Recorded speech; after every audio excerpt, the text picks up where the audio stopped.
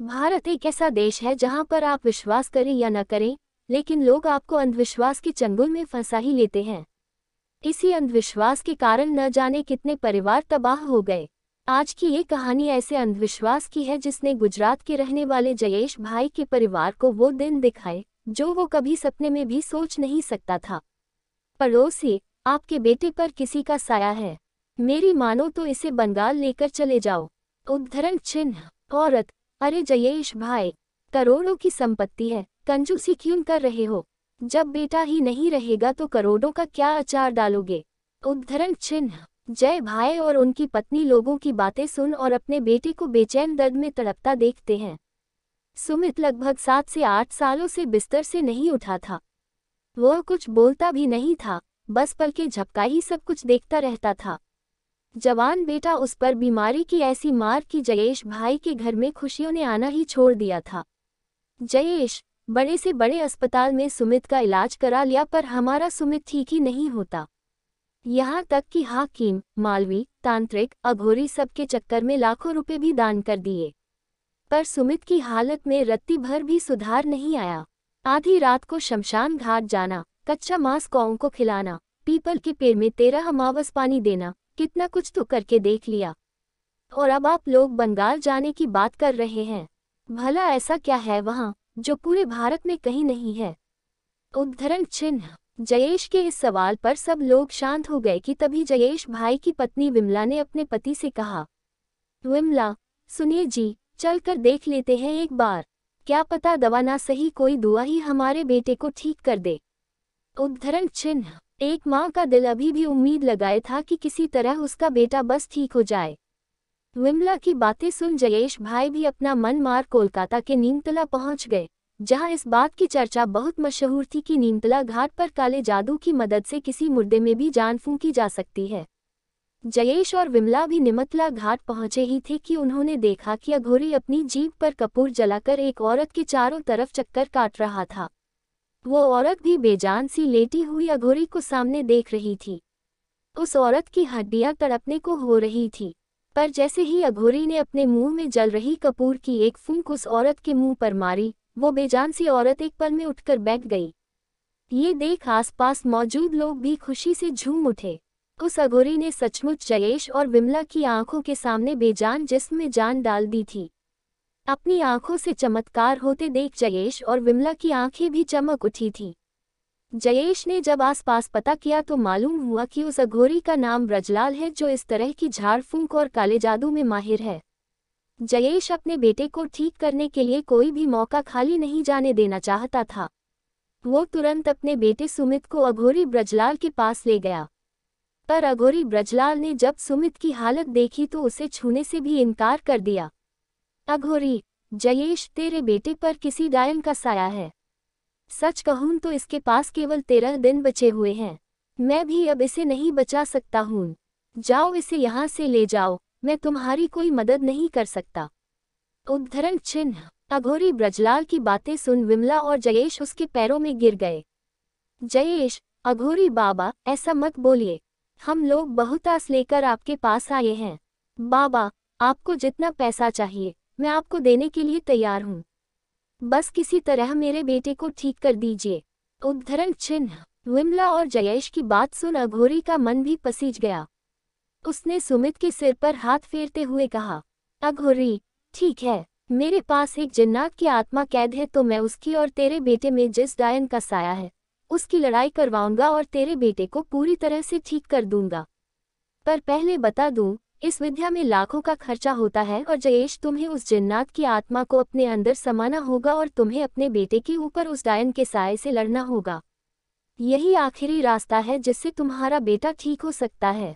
उद्धरण चिन्ह। अघोरी की बात सुन जयेश चौंक गया। उसने अपने बेटे की जान के लिए अपनी जान दांव पर लगा दी थी।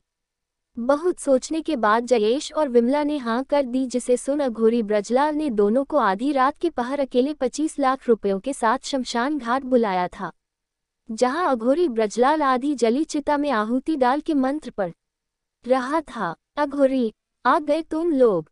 मैं तुम लोगों का इंतजार कर रहा था। बहुत खुशकिस्मत है तुम्हारा बेटा। ये देखो, बड़ी मुश्किल से कुंवारी लाश मिली है मुझे। बस चिता की आग बुझने से पहले ही हमें तुम्हारे बेटे को ठीक करना होगा।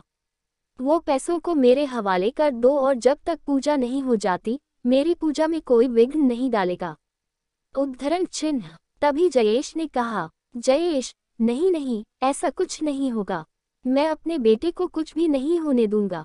आप बस जल्दी से मेरे जिन्नात की आत्मा डालिए, बाकी मैं उस डायन को संभाल लूंगा।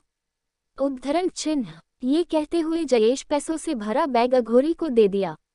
अघोरी ने भी पैसे मिलते ही अपने अनुष्ठान का काम शुरू कर दिया। उसने पहले तो जयेश के माथे पर किसी जानवर का खून लगाकर उसे चिता के सामने बैठा दिया।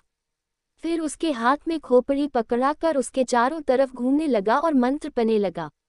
विमला भी कोने में खड़ी ये सब होते देख रही थी और मन ही मन ये दुआ कर रही थी कि जल्दी उसका पति और उसका बेटा दोनों सही सलामत लौट आएं।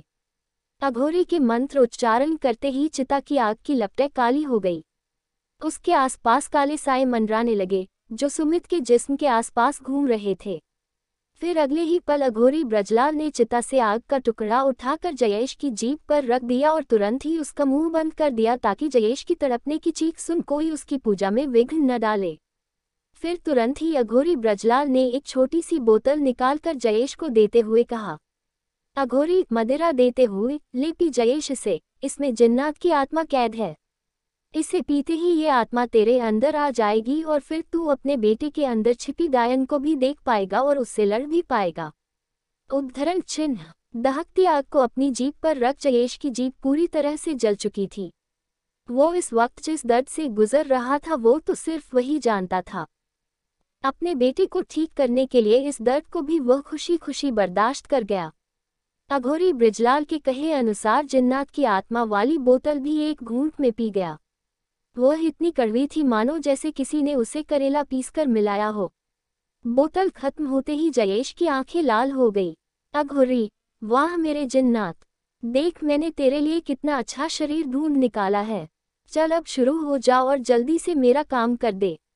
उद्धरण चिन्ह। अघोरी ब्रजलाल के कहते ही जयेश जोर जोर से हंसने लगा। उसकी हंसी में एक अजीब किस्म का दर्द था। विमला ने भी जब जयेश की हंसी सुनी तो उसे विश्वास हो गया कि उसके पति के अंदर जिन्नात की आत्मा आ गई है और जल्दी उसका बेटा भी ठीक हो जाएगा। वो बेचारी तो आंखें बंद कर बस सबकी सलामती की दुआ करने लगी। पर असल में तो जयेश अपने आपे से बाहर हो चुका था। अघोरी ब्रजलाल ने जयेश के हाथों में खंजर पकड़ाकर उसे अपने बेटे के पास खड़ा कर दिया और जयेश से बोला, अघोरी, अपने बेटे के शरीर के अंदर छिपी डायन से बात कर और उससे बोल कि अगर उसने शरीर नहीं छोड़ा तो तू ये शरीर ही हमेशा हमेशा के लिए खत्म कर देगा। उद्धरण चिन्ह। जयेश ने भी अघोरी ब्रजलाल की बात मान अपने बेटे के पास जाकर उससे अघोरी ब्रजलाल का कहा कहने लगा। इस वक्त जयेश का मुंह धधकते कोयले की वजह से खून से लबालब भर चुका था। जयेश का बेटा सुमित पहले की तरह ही बेजान लेटा हुआ अपने पापा को देख रहा था। अपने पापा को इतना दर्द बर्दाश्त करते देख उसकी आंख से आंसू थम नहीं रहे थे। जयेश, बोल, डायन सुमित का शरीर छोड़ती है या नहीं? नहीं तो मैं सुमित का शरीर ही हमेशा हमेशा के लिए खत्म कर दूंगा। बोल जल्दी, डायन बोल। उद्धरण चिन्ह। जयेश नशे में मदहोश खूंखार जानवर बन चुका था। उसे इस वक्त ये भी समझ नहीं आ रहा था कि उसके सामने जो बेजान जिस्म पड़ा है उसका खून उसका बेटा सुमित है। जयेश के इतनी बार पूछने पर भी जब सुमित का कोई जवाब नहीं आया तो जयेश ने अपने हाथ में लिए खंजर से अपने बेटे सुमित का जिस्म चीर डाला। ये देख विमला के पैरों तले जमीन खिसक गई। वो चीखते हुए जयेश के पास ही आ रही थी कि तभी अघोरी ब्रजलाल ने उसे पकड़ते हुए बोला, अघोरी, रुक जा पगली, अभी मेरी पूजा पूरी नहीं हुई है। मुझे 2 और लोगों की बलि देनी थी, अभी तो एक का मरना बाकी है। वैसे तो साल में 1-2 बार ऐसा होता है। तुम जैसे अमीर अपने विश्वास के चक्कर में मेरे पास मरने के लिए चले आते हो और बदले में खूब सारे पैसे भी देते हो। उद्धरण चिन्ह। ये कहते हुए अघोरी विमला को खुद से दूर झटक देता है और जयेश के पास जाकर उसके सर पर प्यार से हाथ फेरने लगता है। जयेश, मालिक, मुझे माफ कर दो, मैं आपका एक छोटा सा काम भी नहीं कर पाया। मैं सुमित के शरीर से उस डायन को नहीं निकाल पाया मालिक, मुझे माफ कर दो। उद्धरण चिन्ह। अघोरी, नहीं मेरे गुलाम, मेरी अदालत में माफी नहीं, सजा मिलती है, सजा, मौत की सजा। तो अब तुझे पता है ना कि तुझे क्या करना है। उद्धरण चिन्ह। अघोरी के कहते ही जयेश खुद ब खुद अपने हाथ में पकड़े खंजर को अपनी गर्दन पर रख लेता है और सीधा जलती हुई चिता की तरफ चलने लगता है। विमला भी चीखते हुए अपने पति को ये अनर्थ करने से रोक रही होती है। विमला, रुक जाओ सुमित के पापा, यह न करो। बेटा तो छोड़कर चला गया, अब आप भी जा रहे हो। मैं कहती हूँ रुक जाओ सुमित के पापा, होश में आओ। अघोरी ढोंगी है, पता नहीं इसने आपको क्या पिला दिया है। होश में आओ, मैं कहती हूँ। उद्धरण चिन्ह। विमला चीख चीख कर जयेश को रोकने की नाकाम कोशिश करती रहती है, पर जयेश ने विमला की एक नहीं सुनी और चिता के पास पहुंचकर एक झटके में जयेश ने अपना सर अपने धड़ से अलग कर दिया और घुटनों के बल चिता पर ही जा गिरा। पहले बेटा फिर पति, एक रात में विमला ने अपना बसा बसाया घर तबाह कर लिया था। कहते हैं इस हादसे के बाद विमला पागल हो गई और आज भी वो उसी नीमतला घाट पर किसी तरह अपना गुजर बसर कर रही है। लेकिन इस घटना ने बहुत ही बड़ा सवाल खड़ा कर दिया है कि क्या सही में भारत में काले जादू या झाड़ फूंक के नाम पर अंधविश्वास होता है, और अगर होता भी है तो किस कारण से होता है, और इस तरह अंधविश्वास के नाम पर कब तक मासूम लोगों की बलि चढ़ती रहेगी। ये हॉरर स्टोरी आपको कैसी लगी नीचे कमेंट में हमें ज़रूर बताएं। ऐसी और भी डरावनी कहानियाँ पढ़ने के लिए हमें सब्सक्राइब करें।